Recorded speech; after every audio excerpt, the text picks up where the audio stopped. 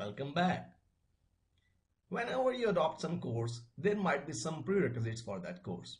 So while I am teaching you WordPress site migration, I am taking certain assumption. So let's see what I am assuming about you.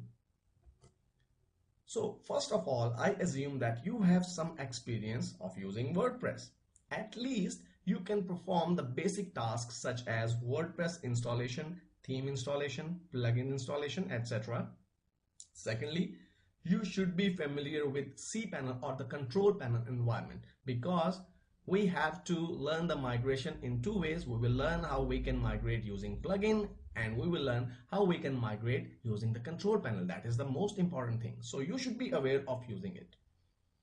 Third, last but not the least, you should be able to follow the instructions. If you fulfill all these prerequisites, then you are good to go.